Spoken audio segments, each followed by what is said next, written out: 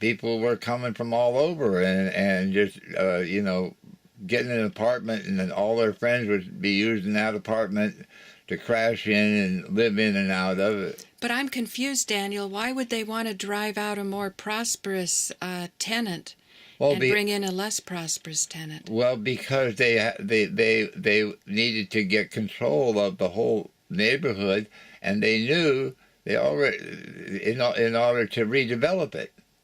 Oh. And basically to foreclose on it.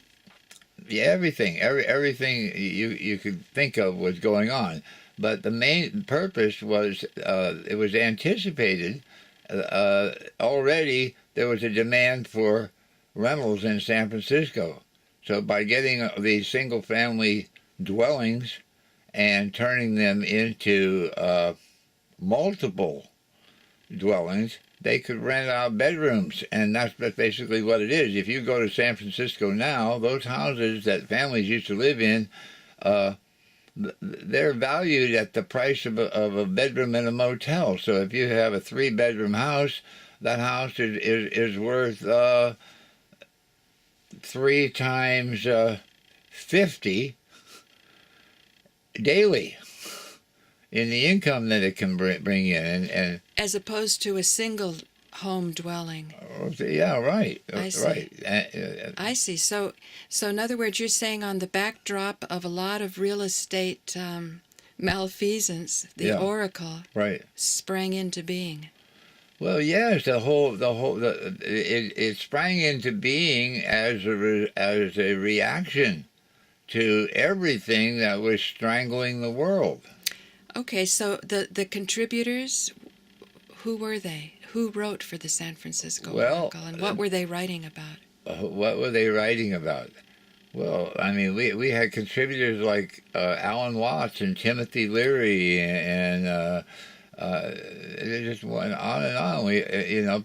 Plus our own in it. We were writing about all the things that could be done and how to do them. Well, now those are famous people. So Alan Watts and Timothy Leary would just cruise into the office and say, "Here's an article." Oh, yeah. Well, or they would give up their copyright, or how did you deal with that? Well, it all started with a meeting in Michael Bowen's apartment, and that meeting happened in January of 1956. And Michael, we were having a press conference because we were announcing the Summer of Love. 1966? 1966, November. Okay. Okay. Wow. Okay, basically what had happened is I and many of us had been dealing LSD for 3 years, from 63 to 66. June 6, 1966, California passed a law making LSD illegal. Ooh. Now, Alan Cohn called that our 666 day. June 6, 1966 was the day that we, who had been legally, there was no law against us distributing and selling LSD, were now outlaws. So in order to counter that, we decided to have what was called the first human being, a gathering of the tribes, to be set in January of 1967. We had a seed operation when we staged a big party, free concert in Golden Gate Park, the panhandle of Golden Gate Park. That was when the Grateful Dead changed their name from the Warlocks to the Grateful Dead, and really, yeah, and it just, things started cooking up. So in any case, the decision was made to have this gathering of the tribes, which ultimately became called the Summer of Love. And that we had a press meeting in November in Michael Bowen's apartment, and we invited all the press. They came, Time Magazine and Saturday Evening Post and the San Francisco Chronicle, and all these people. And the Examiner? Well, yeah, the Examiner was, I don't remember yet if the Examiner had everybody, everybody that was involved in media. It was a big meeting in the apartment. Did they show up? Yeah, I showed up. No, did all these people show up? Did Time Magazine show up? Oh yeah. San Francisco? Oh yeah. They all showed up? They all showed up. They put us on the cover of a Time Magazine and did a big article in January of 1967. Wow. And at that time, I remember. Well, I remember a lot of things as it comes back, but going back to it, that's how the world learned about us. We were on the cover of Time Magazine. Well, at that press conference, Michael Bowen was the first one to use the word hippie, because Michael was kind of a international globetrotting gypsy, and he was also very hip as a hipster. So he put hip and gypsy together, and we had hippie.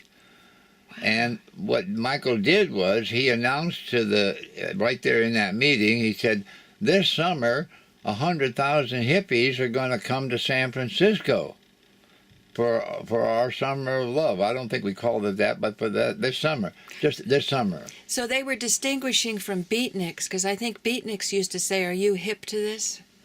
Or...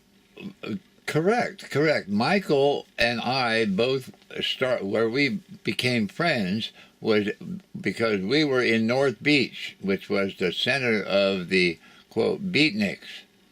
And so, and jazz and art, and the beatnik art was collage. Beatnik art was a very ephemeral art. There's very few people that have a reputation as beat artists.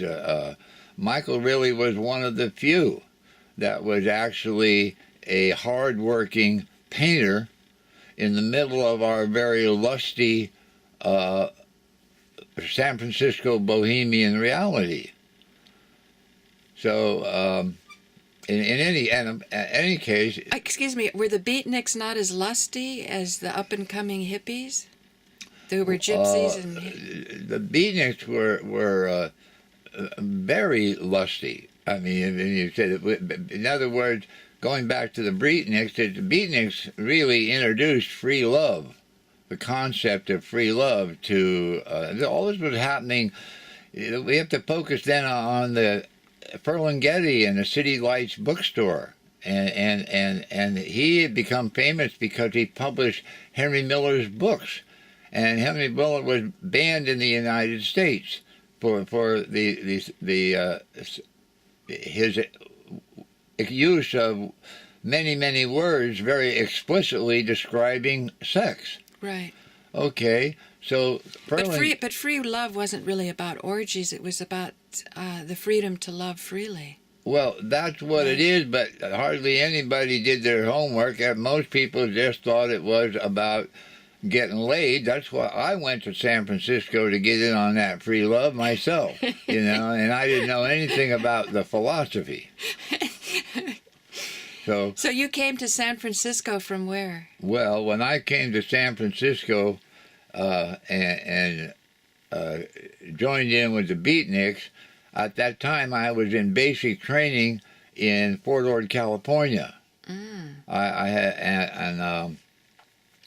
While I was there, I met a hipster from New York City by the name of Gerald Gunning, and he gave me a copy of Jack Kerouac's book On the Road, which had just come out. Well, I'm in basic. I read that book, and I wanted to get out of the Army immediately and be on the road.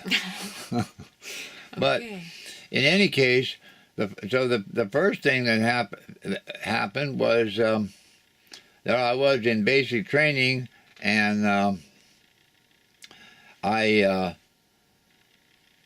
didn't know what I was in basic training, and I had a hernia that I got back when I was playing football in school, and it was starting to bother me in basic, so I went to the hospital and had a hernia operation. Well, that took me out of the 8 weeks basic training, put me in the hospital, and then I had 2 weeks recovery leave after the operation. So there I was, off the post for a while, and I went back then started basic training all over again. And this time is when I met Gerald Gunning, who was in that particular, and Gerald gave me that book, On the Road. Well, before basic training was over, Christmas came around, and they stopped our basic training and gave us leave, a holiday leave. So I traveled to San Francisco with a guy from Basic, Gene Lane, or Gene Senyak, I think was his name before it was changed. And we went up to San Francisco, and he guided me around North Beach and the jazz clubs, you know. We actually encountered Harry Belafonte in the San Francisco Union Square, and we went to the jazz workshop, and we went and heard Dave Brubeck at another club, and you know, I got to like San Francisco. So then we went back to basic training, and we're still in 1966. And it's still 19. No, we're in 1967. 67. Okay. 1967. But I thought you were selling LSD. And it was. Oh, wait a minute. We're in 1957. 57. I'm sorry. Okay. I don't mean to get the thing in. Yeah. My LSD selling happened after I had been to England. Okay. This is all. I won't interrupt. I just wanted to get it straight. All right. The chronology of it, anyway, is that, and I have to really dig into my memory here to get it accurate. But basically, what happened was when I read that book, On the Road, while I was in basic. And I knew I was in the wrong place being in the Army, so I began to be preoccupied by how to get out of the Army. And anyway, on the day that we finished basic training, and this is where I call my Thunderbird Boogie starts, because on the day we finished basic training, we all had our orders. Now, I had volunteered to go into the Army because I was already in the Air Force, National Guard, California Air National Guard. But I wanted to study Arabic because I knew nothing about that world other than the Arabian Nights. And so I thought, well, this is something I will look into. Well, there was an Army language school, was the only place you could go to learn Arabic. So I volunteered. I had to join the Army. I couldn't just transfer, so I joined the Army so I could go to Army language school. And I took all the tests, and they did my background check, you know, because you had to have security clearance to even go to the school. Well, anyway, I passed the test, and they took me into the Army, and but when I finished basic training, my orders were not to go to Fort Devens, Massachusetts, which was the Army Security Agency headquarters, which I had volunteered for. Instead, they were sending me to Fort Monmouth, New Jersey, which was a prep school. And you go there for a year, and then they send you to West Point. My cousin Billy, William Dock, had done that just only a year or so before. He joined, like myself, as a private, and they sent him to this prep school, and he went on to West Point and became the youngest general in the Vietnam War before it was all over. But I didn't join the Army to go that. I just wanted to go to language school, and that's not where they were going to send me. So I was already disappointed and not too happy with the Army, and I wanted to get out. And I wanted to be on the road. I joined the Army because I needed discipline. Now I decided I didn't need discipline. So I worked to get out. But anyway, on the day that we got our orders, a lot of us got drunk. We were drinking a lot of Thunderbird wine. And I was down, our barracks was on a hill. And it was 2 stories. And the hill, the guys that were down at the other end of the barracks, it was a very large barracks, and there was one platoon at one end, another platoon at another end. And so anyway, I went down to where the other guys were, and they were all drunk, and most of these people were going to the airborne. And they were jumping out the window, you know, which wasn't very far because we're on a hill, and if you jumped out the window there, the hill was on the high side. It wasn't very far. But anyway, we were drinking and doing that. And then I went down to the other end of the barracks where my boys were staying and I was staying. I said, hey, everybody's up there jumping out of the window, you know. And they said, oh, I said, I did it too. I said, I bet you can't do it here. I said, I sure can. So somebody bet me $20, and I got the $20, and I got up on the window, and I looked down, but it was the long side. It wasn't the short side of the hill. And I just said, fuck it, and I jumped. And then when I hit the ground, I broke my leg. Well, now, I knew that was a problem, you know, breaking your leg in the military. So my friend DePace was up. I went to high school with him, and I said, DePace, get down here and help me. And he came down, and I held my leg. It was bent. It bent right at my boot, so that now it looked like I had a new joint, because my toes were now pointing at my face. But I held the leg in one place, and I said, Tim, drag me over there to the pathway by the stairs. And then I just told everybody, you know, I just tripped and fell on the stairs. Well, okay, they took me to the hospital, and there I was. And then the investigator came around to find out what was happening. And I said, I was drunk, and I came out of the steps, and I jumped, and I just landed all my weight in one leg, and it broke. Okay, they took that report. But then they had heard that DePace was talking to somebody about me jumping out the window. So the guy came around and wanted to investigate me further. And I knew, you know, oh, I'm in trouble. No, I didn't do that. I fell down. They said, well, we heard DePace said you jumped out the window. I don't care what DePace said. I didn't jump out the window. Meanwhile, almost everybody that had seen it was all shipped out from another place. And they went to DePace, and they said, DePace, tell us what happened. Eggink told us. Now you tell us. He said, I don't care what Eggink said. I didn't see nothing. I got a 2-week medical leave from the hospital. I couldn't go into training, couldn't do anything.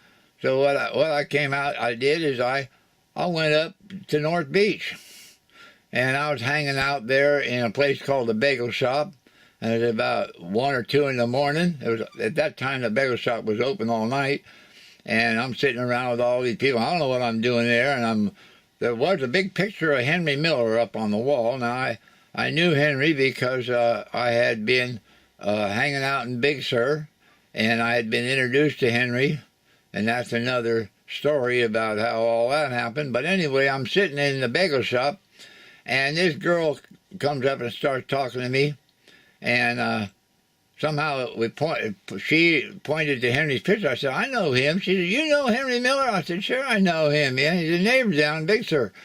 She said, I'll take you down and introduce you if you want to meet him. So she took me home with her that night. And the next day, we hitchhiked out to Big Sur, and she had some real good pot with her. And we got down to Big Sur, and we went up Parting Ridge, and that's another wonderful story too. You see, everything I could do could take you an hour-long story, but the point is, as I said before, Henry Miller was a neighbor and a friend in a lot of ways. Evan, right now, before we do this, I just pray that I know enough to keep my mouth shut unless you want me to say something. Yeah, that would be nice. Yeah, thank you, Joe. And I appreciate that about you. You tell me when my breath is bad.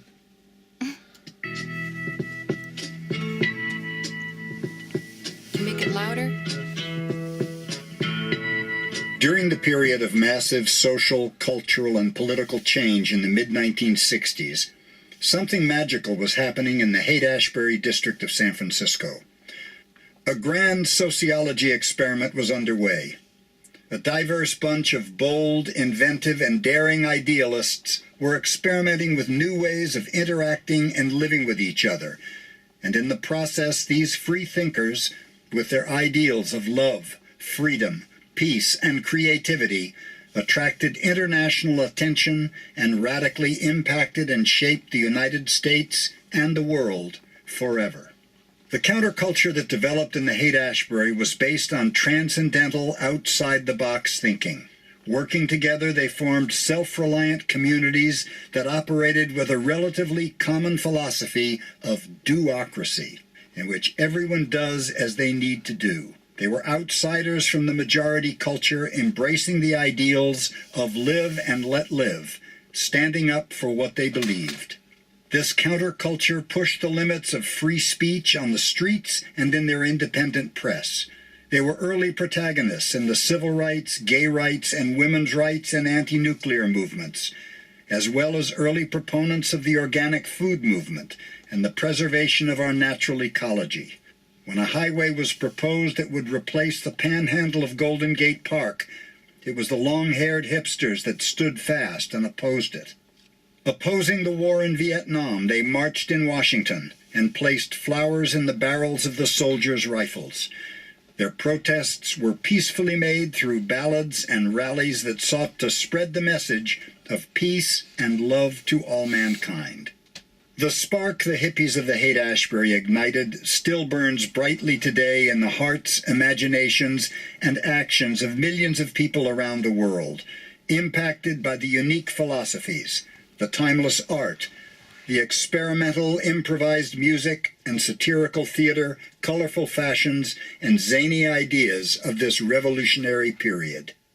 Over 40 years have passed since the human be-in and the summer of love, and every year millions of people from around the globe make pilgrimages to San Francisco in the city by the bay. Many visitors come here specifically to visit Haight-Ashbury in order to be in the place where the counterculture movement and the psychedelic era began. Most people who visit the Haight-Ashbury today come to learn and understand the history of this unique place where magic once and still does take place today. Museums are dedicated to every conceivable concept, and a visit to a museum can inspire emotions and spark creativity. But most of all, museums illuminate and educate us about our collective past. In a museum, we learn how our ancestors lived and the ideas that they have already experimented with. Strange as it may seem, there is no museum dedicated to this extraordinary period that is collectively known as the 60s and the psychedelic art and culture it produced and inspired. It's time the Haight-Ashbury received the museum it deserved. It's time to give visitors from around the world the opportunity to learn about the history of the Haight-Ashbury and the psychedelic 60s in a one-of-a-kind, on-site psychedelic museum. This museum will permanently cement San Francisco as the home of psychedelia and will be the first museum in the world to present the whole history of psychedelic culture, from indigenous art and shamanic practices to contemporary psychedelic and visionary art. We are calling for the support of the local as well as the entire global community to co-create a non-profit museum dedicated to the ideas of peace, love, and unity in order to positively and objectively educate, inspire, and empower visitors with the knowledge that they can reinvent the world according to how they want to live. We are now able to use technology to reach out and ask for your help to create a Haight-Ashbury Museum independent of government support, a global community project funded through the generous donations of time, effort, energy, and most importantly, memorabilia and financial contributions from people who have been influenced or affected by what was begun here in Northern California. Many collectors have been waiting for this project to come to fruition, to have a home to reveal to the public what the movement was really like and about. If you are an artist from the era, an archivist of source material, or a collector of 60s historical documents, rock posters, or other psychedelic art and memorabilia, even if you just have one or two items that you might like to donate or loan to the Haight-Ashbury Museum, we please ask that you email photos and descriptions. We intend to build this museum solely from the generous donations of items and financial contributions from you and your friends to honor the free economy pioneered here. If we all give what we can, the combined contributions are going to make a great museum. We also welcome partnerships, sponsorships, and grants from foundations and archives. Individual patrons who would like to make contributions will be recognized or anonymous as they prefer. You can find our contact information and more details on the museum's website at www.haight-ashburymuseum.com. Thank you very much for supporting this community effort to preserve and promote our common past. Please spread the word far and wide through any means of communication possible. We look forward to seeing you at the Haight-Ashbury Museum of Psychedelic Art and History.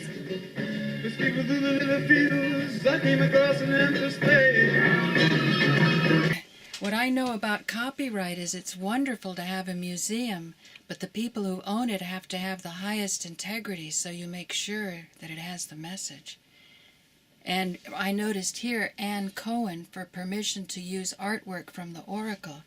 So here we have Daniel, who was there. Well, that's fine. Peter didn't know anybody else to talk to. Ann Cohen basically had been married to Alan Cohen, and then she threw him out, and then in the very last day she took him back in again because she has chosen to be his voice, and a lot of people want to do that because they want to make another Oracle with their same thing they wanted originally. The political people wanted to take over the Oracle, and the Oracle is visionary. Right. And the reason we shut it down was because they wanted to make our next issue Revolution. And it was going more and more violent, and everything was getting more and more violent, and it was completely getting out of hand. Well, let's backtrack, because now you've jumped kind of ahead. We were talking about how you were going to London, and then how you came back and were selling LSD from 63 to 66. Then on 6th of June, 1966, you said that was the 666 day? That was day? when they did it. That was when, I'll tell you what happened. It's a very interesting thing. Art Linkletter was one of Nixon's closest friends, and he was a speechwriter for Nixon. Well, Art Linkletter's daughter committed suicide, and they said that, and publicized Linkletter, that she was on LSD and jumped out of a window or something like that. Now, there has been no supportive evidence to that fact at all. But in any case, since Art Linkletter was at that time the most popular man in America, because he had all these programs that everybody watched with their kids and everything else like that, that anything he said, every father and mother in the PTA was going to go along with it. So hang on. So Art Linkletter's daughter didn't die? She did die, but we don't know that. Joe, do you know if she died? She died. Art Linkletter's daughter said that she did die of suicide. At least that is the report, and I have never heard it contradicted. She jumped out a window, but what Daniel's saying is, there's no proof that she was on LSD. That's what he's saying. Oh, okay. Right. But in any case, was used by... Linkletter wrote Nixon's speeches, was one of his major speechwriters. And this was used to create and put marijuana and LSD on a controlled substance list, because at the same time, Timothy Leary had just defeated the United States, proving that the Supreme Court said that marijuana, it was unconstitutional. The Marijuana Tax Act that they had, that he was supposed to be violating, because nobody ever collected any tax from it. It was absolutely used as a device to prohibit marijuana. Wow. So well, I think nobody collected tax because it was so expensive. No, it had nothing to do with that. The tax was so high. Either way, the point is, the purpose of the tax was not to collect tax. The purpose of the tax was to prohibit marijuana. And why did they want to do that? They wanted to do that because they had discovered that it was the only medicine in the pharmacy that healed people, and no pharmaceutical company could patent the basic ingredient that was the most helpful in any medicine that they had. So it's all about copyright again. If you want to call it patent and copyright, sort of the same thing, they're both handled principally by the same office.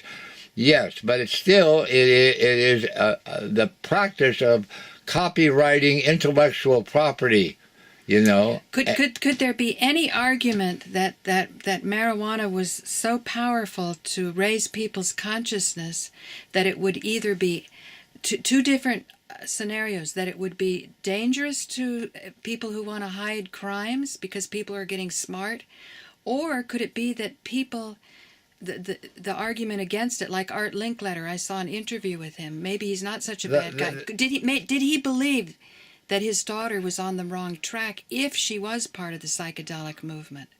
We don't know if she was or not, but if she was. Look, all of it, that's the whole area. There's no passing, man. They are all lying and knew better. All of them. Linkletter and Nixon and everybody in Washington uses every kind of drug that ever came down the pike. They know all about drugs. They're not talking about a bunch of dummies up there. But could it be misused? What be misused? Could there be any argument that it could be misused? What? Marijuana. No, not legitimately. Or LSD. LSD is a problem because it's very different from marijuana, and the reason why it wouldn't be a problem if people were actually educated and raised to it. You see, in the day when I was legally selling, there was no law against LSD. We had no bum trips. They were programmed into us. They were initiated into us. You see, when LSD, even marijuana, all of these things are hypnotics. When we are under the influence of these psychotropic drugs, we are easily suggestible. There are people around. There were people in San Francisco who would stalk us and try to catch somebody on a trip and turn them on a bad trip. And why? Because of maliciousness, evilness, destruction. Or just to stay to steal from them because their attention's elsewhere. Let me ask you this: why is somebody ever a witch? I don't know. You don't know? Well, I call them angry old bitches, whether they're male or female. Because they got a chip on their shoulder. And the only weapon that they have is poison. Now, the principle... Is what, Joe? Nastiness. Nastiness. Right, and the nastiness is in the words, but traditionally everywhere, you see, witch, or only this term started being applied by church people. By people, what I call the dress code people. You know, Mother Superior and her gang.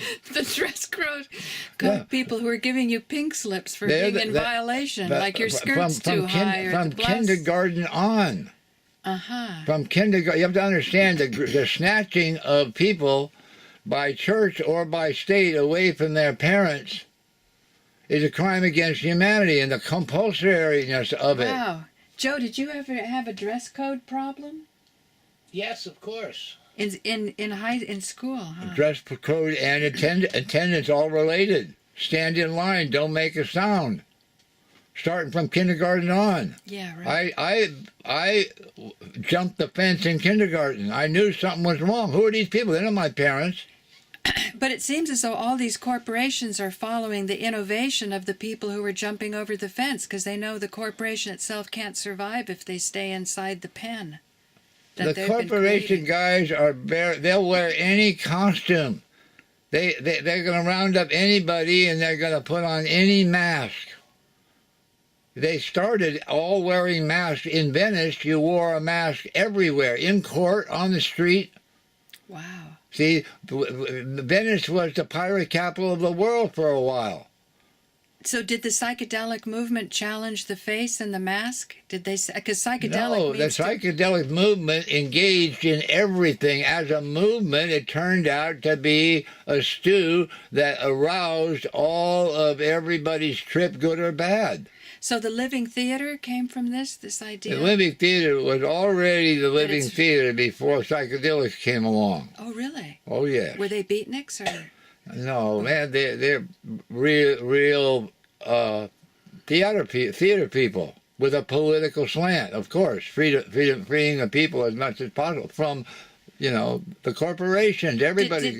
Did the living theater say come from I'm Ethel shouting to. Rosenberg, for example? I don't know we saw about a that. They were beautiful- listen. No, but we saw a play. Ethel sings. I can't talk to She you may about the have- living theater. You talk to Garrick Beck or Julian Okay. or Okay. Judith Molina or Nathan. Nathan got the whole story. He's the guy that introduced. I'm from the West Coast. Okay. They came out to where we were. You were just talking about Venice. San and Francisco- you were talking about Venice and the masks. Now, Venice in Italy had been the place where the pants, the pantaloons, people wear instead of wearing robes, well, they're the equestrian cowboys, but they were equestrians with boats, and could do both.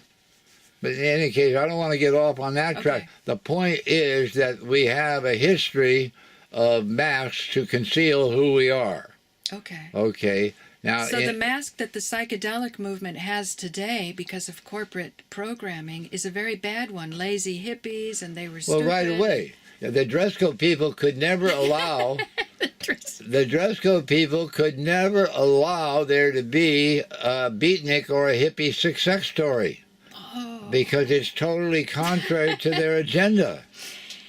And yet they say Steve Jobs of Apple Computer, he said his fondest memories and most important ones that even had to do with inventing whatever. All he kinds of people came like from that. LSD. All kinds of people like that. But he had to wait until he was dead to Yeah, but- say it. Exactly. What I'm saying is that's the way it is with artists. They're very liberal in the beginning, but as soon as they make money, they become ultra-conservative.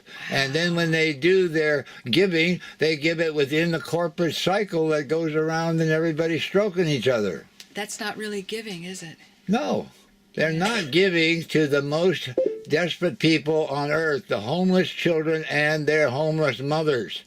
Right. No, they are not addressing that. How would you help them address that? With using the Oracle experience you've had, and we were talking about copyright and the fact that you said it was a worker-owned collective. I'm doing it. So the lady that took care of Andrew before she threw him out. Not Andrew, Alan Cohen. Alan Cohen. Did Right. Alan Cohen own the copyright? If He didn't own it either. He So was you're only one challenging- member of the co-op. He couldn't make a deal for the co-op. Nobody else was in on it. Oh, right. So you're challenging the copyright. That's Well, of that's a course, big- we okay. own the copyright. Now, when you say we, how many others are there like you? Because that would be the most It's a exciting hu- thing to get as- together is not a few old I have posters, co- but the old timers. I have called for an assembly, as many as got together.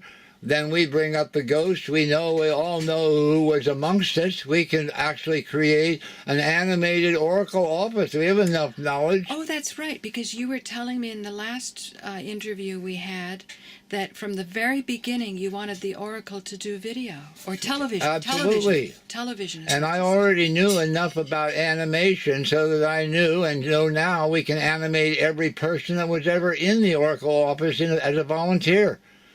Oh, you're talking about holographs? We can start off with, we can do anything we want. The thing, it all starts with a storyboard. You know something, Joe, what I noticed? Did you see in the psychedelic posters there was interference patterns like holograms? Yeah. I bet some of them were into holography. Well, of course. You had probably the greatest thinkers We and still visionaries. do. We're not, we've never stopped. Very We exciting. are the dominant revolution on Earth. The psychedelic revolution is the winners. Wow. We are Talk about that. we are the overachievers in every country in the world, And it has been so and traditional. our children and our grandchildren. Because in Peter Coyote's narration, he had some shamans. I'm and getting they have, all worked up here, but okay. They but- have old cultures.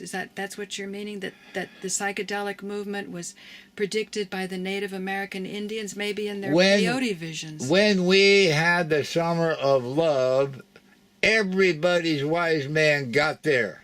Anybody that came, we had gurus, we had medicine men, we had street preachers, we had every kind of person who was sure they were God came to us. Yeah, I see. It was like a wisdom gathering.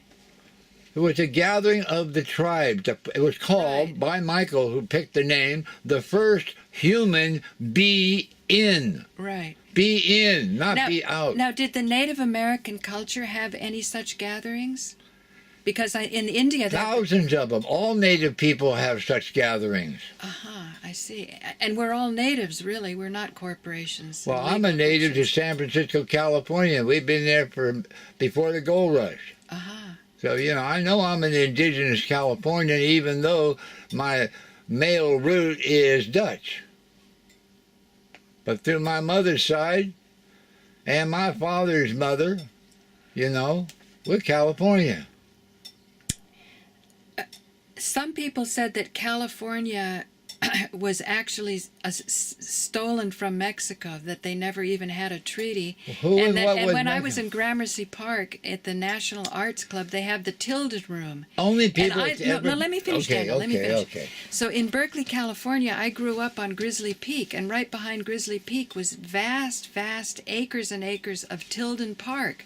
So it does seem as though some money people in New York sent out some settlers. But they said that the accent is the way it is because they were East Coasters and well-to-do ones and well-educated ones that came. Hey, everybody that had to get up and go with money or whatever, but it took something extra or a team to make it to the gold fields. Yeah. Nobody you just didn't make it by yourself. Right. And there's a sea that I could get deep into the story of the East Bay, the West Bay, the North Bay, the South Bay, I know all the families. Well, the last time we talked to you, we were talking about Chinatown. Okay. And my friend in China was really liking it, the things that you were saying. I want to give a little bit more humble image. See, this is stuff. We've been outnumbered and fighting everybody. Everybody coming to San Francisco been an immigrant, and we've all run each other out. In other words, nobody robbed Mexico. It was the native Californians that had been robbed by everybody, period, including my own family. That Mexico was just a government that was created by the foreign banks operating and paying off Maximilian to run Mexico. Maximiliano. Very interesting. So then you're saying it's the hippies of New York that came out and settled it. The visionaries. Who could come from any walk of life. What came from New York wasn't hippies. They were New Yorkers. And two different things were happening in the East Coast. The first thing, the East Coast was and still controlled by the dress code people. That's the whole. Everybody here on the East Coast is much more used to being pushed around and told what to do than the people on the West Coast are. We have exponentially of freedom that cannot be lived anywhere but in California. It's not available yet anywhere in the world except in a few people's houses and in little oases. But it's interesting you say that, because in that 9/11 thing where the media people were saying they were eyewitnesses to airplanes going in the buildings, one of them sort of looked slightly like a hippie. So you tend to trust them more. You can't, because you look like a hippie. If you are in any way offended by marijuana, you ain't even close to being a hippie.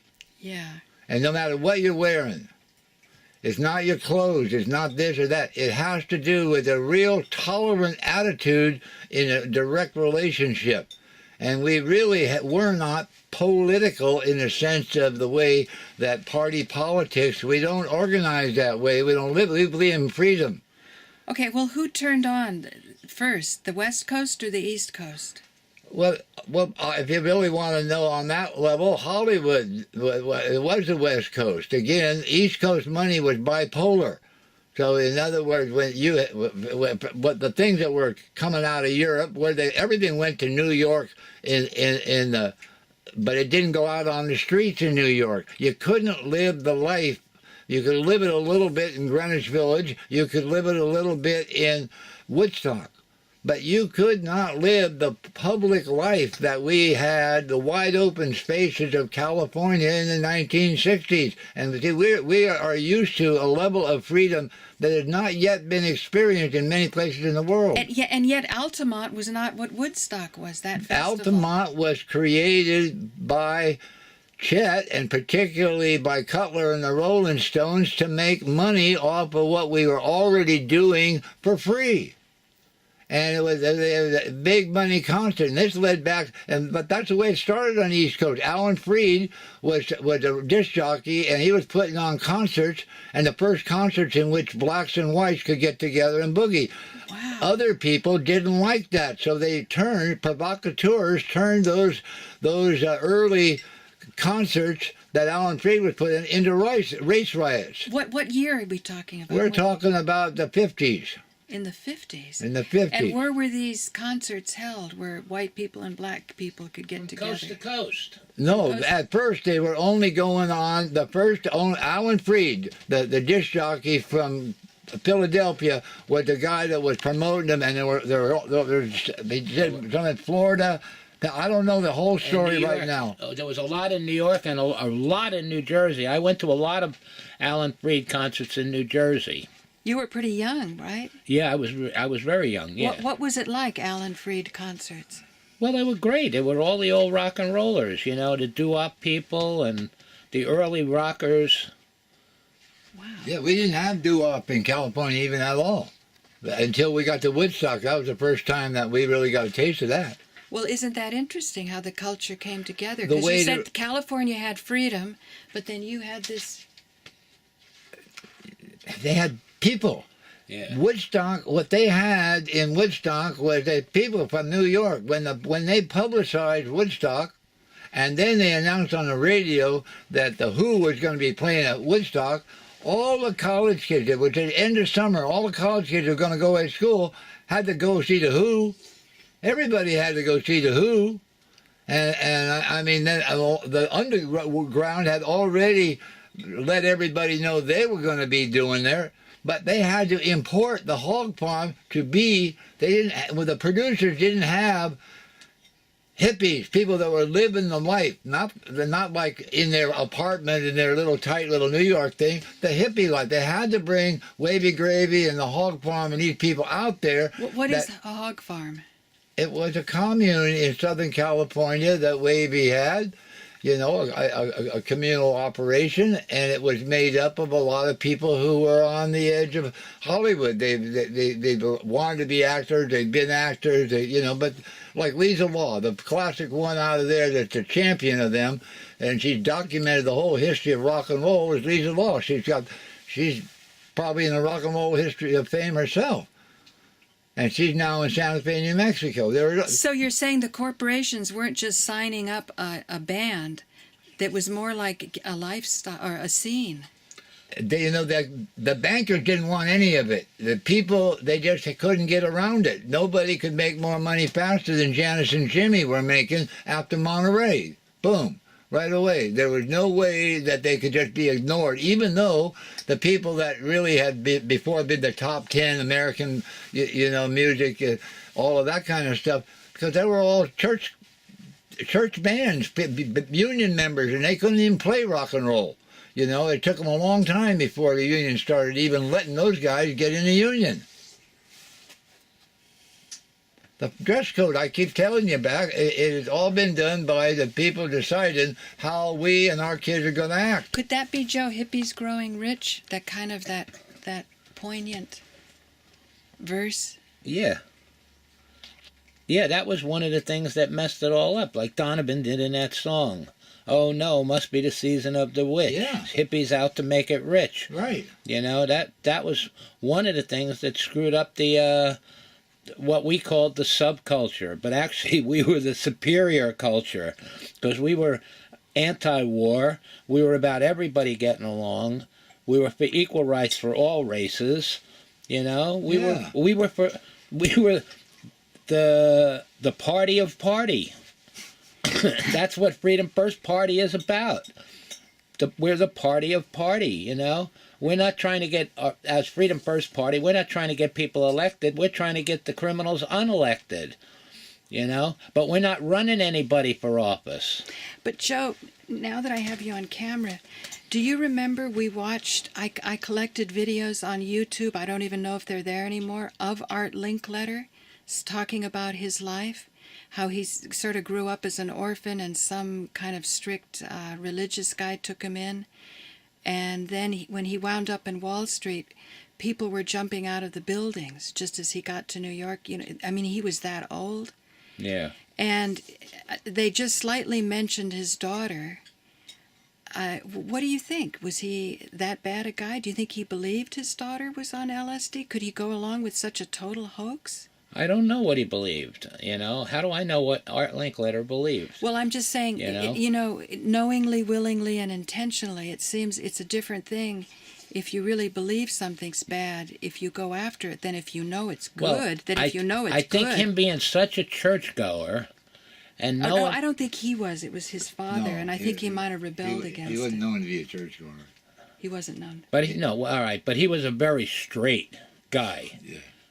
You know, that's what I meant by churchgoer, you know.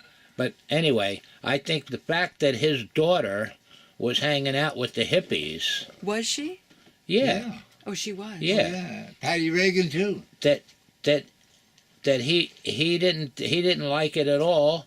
And when she jumped, rather than, you know, I mean, I'm sure he had some guilt as a father that his daughter jumped, but rather than admit maybe his own inaccuracies, it was easier to blame the hippies and the culture that she was a part of. Right. You know? Do you think she jumped? Was she known to be miserable, or was she I don't pushed? know. I didn't know her, but I know she jumped out a window and killed herself. But could she have been pushed? I don't know, Paula. I'm just saying it because all those J.P. Morgan guys that they're saying committed suicide. That's another level. See, you're stretching too far. Yeah. It doesn't have to even go that way. That's but it seems that turned the country on its tracks, right? It was happy and good, and you said that they had a press conference, and Time Magazine had it, and remember? Yeah, that's why people came. More Listen than to this. They had a Michael Bowen, they published this. Michael Bowen said there's going to be 100,000 hippies in America, but we didn't even know if there was 5,000, and there more than 100,000 came. They came, everybody that was long-haired, everybody that was any kind of weird in wherever they came from, came right away to San Francisco.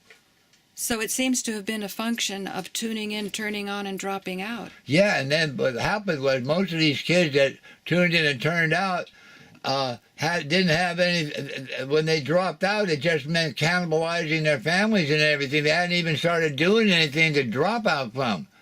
I mean, when they dropped out, man, they dropped into a real nasty situation, which was a neighborhood war to get people out of the neighborhood and have a takeover so that one clique could own all the property. And they did that. They started bringing in blacks into this white middle-class neighborhood. People started moving out, and then they started moving in hippies in with them. And it kept getting crazier and crazier and crazier. Does this make sense to you on the East Coast? Yeah. Well, no, this is what he's talking about. It happened in Greenwich Village, too. Yeah, it happened in Greenwich Village, too. Can you explain it again in your words? Huh? What did you see from what he's describing? Because that's a complex process of grabbing up real estate by making people miserable. That's blockbusting. Well, that's what they did. They, even though the hippies were, doing their thing, the hippies moved in to the village, because the beatniks were there, but the beatniks were a small group, and the beatniks were very more inside than outside. Like the hippies took it out into the street. Yeah. The beatniks were like, where's the scene? And somebody would say, oh, everybody's going to be at such and such a bar or such and such a coffee house, and they would all show up there, and it was a very inside kind of scene. And if you weren't in, you didn't know what was going on. It was word of mouth among the beatniks brought everybody to certain, and the scene always moved. It didn't stay in one place, right? And they were living there because the rents were cheap. Yeah. And then when the psychedelic thing happened, you know, it started actually with the beatniks. The first people that I got LSD from were beatniks, you know, and the first people that I got pot from were beatniks. But it wasn't long, you know, the beatniks had a little bit of pot, you know, I mean, you could maybe get a nickel bag here and there, but nobody had a lot, you know. And then it was when the hippies happened, the hippies said, oh, this is cool. And then they started bringing it in mass, you know. Now, what's your understanding of the evolution of the word hippie? Hipster, someone who's hip, who's, you know, when you know that the system is bullshit, and you know that everything they've told you is a lie, you pretty much become hip. That's what a hipster is. You got it. Right. So then now you're hip to what's really going on in the world, as opposed to what you've been programmed to believe. Okay, so now the beatniks, you said, just had a little bit of pot. But later on, when the hippies got on board, it was a bigger party? Oh, yeah. Then it came out in the street. Oh, so it wasn't such a quiet thing. Where's the scene? No, Everybody. if you went to the West Village, the streets were flooded with people. Everybody all in their wildest dress, their psychedelic dress, walking up and down the street, just hanging in the streets. You know, stopping in maybe getting a piece of pizza or in a coffee shop, but it was mostly out in the streets or in the parks, you know. And that was the place, you know. In them days, we used to sit on the porch, either in the West Village or on the East Village, with a pocket full of LSD, and people would walk down the street, hey, man, anybody got acid? Anybody got acid? And we go, yeah, man, we got it. And they'd start out first, they'd want 10 hits. Then they'd remember you, they'd come back next week. You know, kids were flocking in from New Jersey, from Pennsylvania. To take it back to their friends. Right, to take it back to their friends. And then, you know, it's like, you know, you sit there at first with 100 or 200 hits of acid, and it'd go like that in a night. And then pretty soon people would be coming in saying, oh, I don't want 10, I want 100. Oh, and then next time, I don't want 100, I want 1,000, you know? And, and none of the big dealers back then started out to be big dealers. No. We were just, you know, making enough to eat at the time. You know, a little food, pay a little rent, enough to get high, but the flood of people that were coming into the village, both the East Village and the West Village. We used to go up to the West Village on weekends because more tourists came into the West Village, and they'd want stuff. And then we'd go to the East Village during the weekend because I actually mostly lived in the East Village because it was cheaper. You could have an apartment there, a 4-room apartment for $100. It was wonderful. You know. Now then, the culture bloomed because of that. The art was growing, and yeah. Well, that on the East Coast, those were on the East Coast. That was the first people that we turned on, were the artists, the musicians, the poets, because we knew when we turned on the artists, the musicians, and the poets, that we would change the culture. It was, you know, we set out to do that.